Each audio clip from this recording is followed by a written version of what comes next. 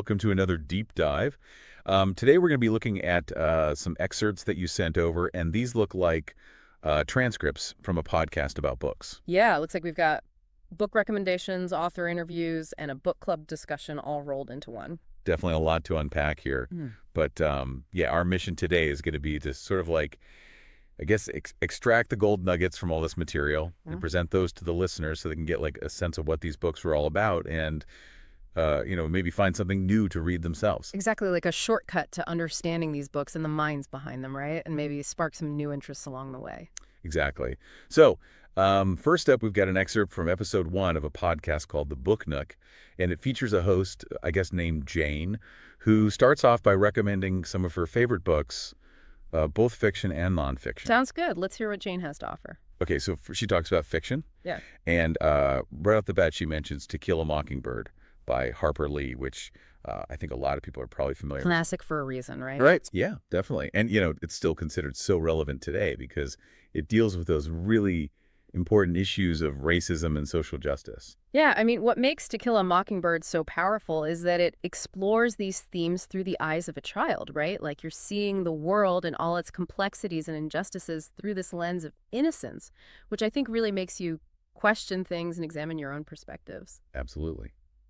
And next up, Jane recommends The Nightingale by Kristen Hanna, which takes us into World War II and the experiences of two sisters in Nazi-occupied France.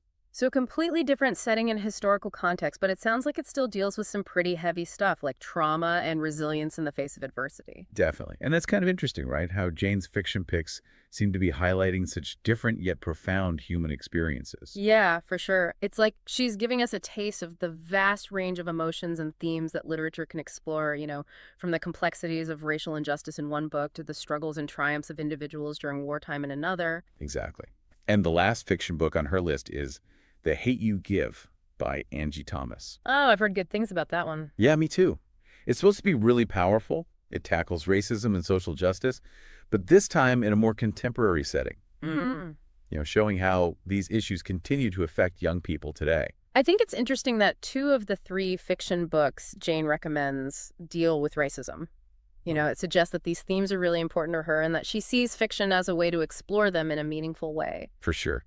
Like maybe it's a way to get people thinking about these issues on a more personal level, by connecting with the characters in their stories. Right, exactly. Because sometimes it's easier to understand complex social issues when you see them play out in the lives of fictional characters. It kind of humanizes the experience, Totally. Okay, so moving on to Jane's nonfiction recommendations. She starts off with Sapiens, A Brief History of Humankind by Yuval Noah Harari. Have you heard of this one? I have. It's on my reading list, actually. From what I understand, it's like a grand overview of human history, from the Stone Age to the present day. Yeah, that's what it sounds like. It covers everything from science and technology to religion and politics. Like it's trying to give you this big picture view of how we got to where we are today. What I find fascinating about Sapiens is that it's not just a dry recounting of facts and dates. It's like the author is trying to make sense of the underlying forces that have shaped human civilization and like what makes us tick as a species. And maybe challenge some of our assumptions about ourselves and the world around us. Definitely. It's definitely a thought-provoking read. Okay, so next on Jane's nonfiction list is The Immortal Life of Henrietta Lacks by Rebecca Skloot. Now, that one I actually have read, and it's incredible.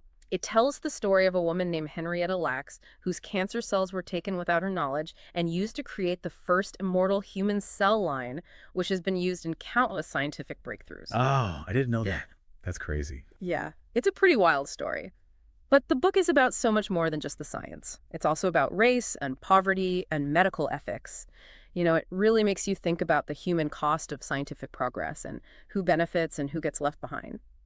Yeah, it sounds like it touches on some really important ethical considerations, like how do we balance the pursuit of knowledge with the rights and dignity of individuals? Exactly. And it does it in a way that's both informative and deeply moving. Like you really get invested in Henrietta's story and the impact that her cells have had on the world. Wow, I'm definitely adding that one to my list. Yeah. Okay, so the last nonfiction book Jane recommends is The Sixth Extinction, An Unnatural History by Elizabeth Kolberg. I've heard of that one too. It's about the current extinction crisis, right? Yeah, exactly. It talks about how humans are causing the 6th mass extinction in Earth's history. That's pretty heavy stuff. It is. It's kind of scary, actually. Hmm. But the book is supposed to be really well written and engaging. Like, it doesn't just present a doom and gloom scenario, but also offers some hope and solutions for how we can mitigate the damage. So it's like a call to action almost. Yeah, in a way. I mean, it's definitely making the case that we need to take this issue seriously and do something about it before it's too late. I think it's interesting how all three of Jane's nonfiction picks seem to be focused on understanding our world and our place in it. From the big picture of human history to the very real and urgent challenges facing our planet today. That's a good point. It's like she's curated a reading list that's designed to expand our knowledge and make us think critically about the big issues of our time. Exactly. It's like she's saying, hey, if you want to understand the world we live in, these are the books you need to read. Totally.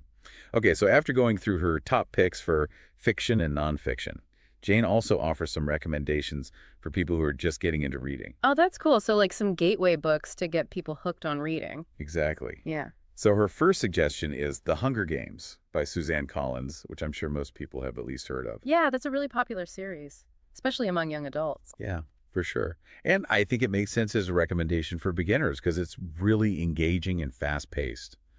It sucks you right into the story and Yeah. keeps you on the edge of your seat. Plus, it's got that whole dystopian world thing going on, which is always popular. Definitely. And then another recommendation for beginners is John Green's The Fault in Our Stars. Oh, yeah, that's a classic tearjerker. It is. It's definitely a book that will make you feel all the feels. Mm. But I think it's also a great choice for new readers because it's very accessible and emotionally resonant. Huh. It deals with some pretty heavy themes like cancer and death, but it does it in a way that's both honest and hopeful. And I think it's also just a really well-written book. Like, John Green has a way with words that's just so captivating and engaging. Yeah, I agree. And then the last book Jane recommends for beginners is Stephen Chbosky's The Perks of Being a Wallflower. Oh, I love that book. Me too. It's so good. And what's interesting is that Jane specifically mentions how it's not only engaging, but also a great way to get exposed to different genres and styles within one book. Oh, that's a really cool point. I hadn't thought about it that way before. But it's true. The Perks of Being a Wallflower kind of blends elements of coming-of-age realism and epistolary fiction and even a little bit of magical realism. It's not just one straightforward genre. Right. It's kind of like a sampler platter of literary styles, which I think is perfect for someone who's just starting out and trying to figure out what they like. Yeah, totally. It's like dipping your toes into different waters and seeing what feels right. Okay, so moving on to the next excerpt, we've got an interview with John Green himself. This is from episode 2 of the Book Nook, and they're talking about his book, Turtles All the Way Down. Oh, wow. So we're getting some insight from the author himself. Exactly.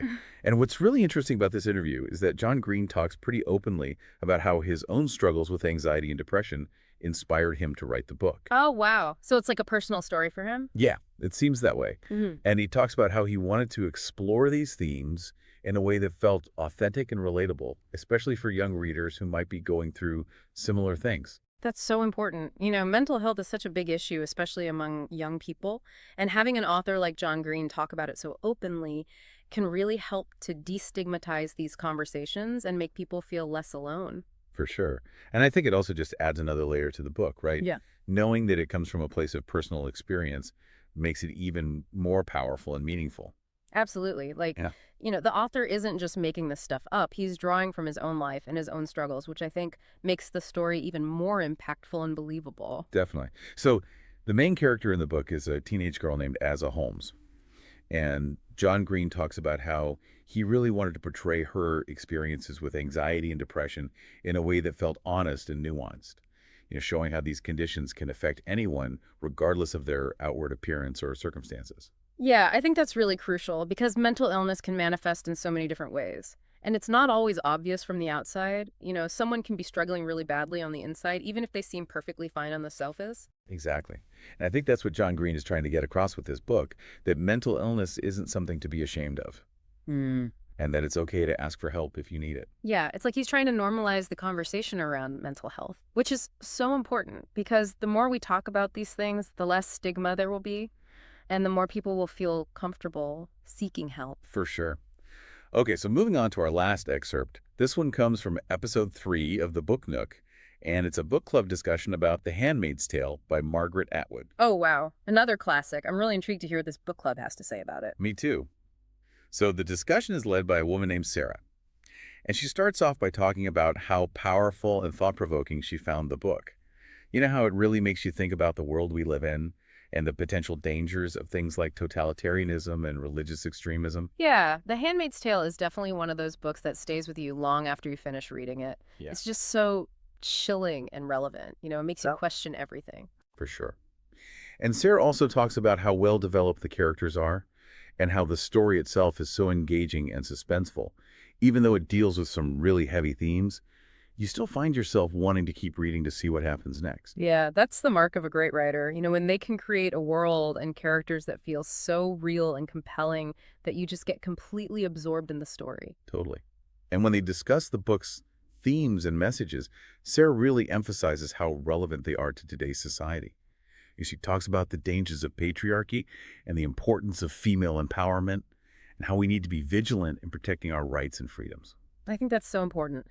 The Handmaid's Tale was published in 1985, but it feels more relevant than ever today. With all the conversations we're having about women's rights and reproductive rights and the rise of authoritarianism around the world. Yeah, exactly. Yeah. It's like the book is a warning, showing us what can happen if we're not careful and if we don't actively fight for the values that we believe in. And I think that's what makes it such a powerful and enduring work of literature. It's not just a story, it's a call to action. Absolutely. And at the end of the discussion, Sarah talks about how she found the ending to be both satisfying and thought-provoking. It left her with a lot to think about long after she finished reading. Yeah, that's the best kind of ending, right? When it ties up the story in a way that feels complete, but also leaves you with some lingering questions and ideas to ponder. For sure. Okay, so that's a wrap on our deep dive into these book-related excerpts. We've covered a lot of ground today, from classic literature to contemporary bestsellers, and even some insights from an author himself. Definitely. And I think we've touched on some really important themes too, like social justice, mental health, and the power of storytelling. For sure. And hopefully this has given listeners a taste of what these books are all about and maybe inspired them to check out some of them for themselves. Exactly. So now it's up to you, dear listener. Which of these books has sparked your curiosity the most? And what deeper questions about the themes we've discussed or the world of writing itself might you want to explore further? That's a great question. So until next time, happy reading Happy and reading. happy deep diving. Yes, definitely. All right, see ya. Bye.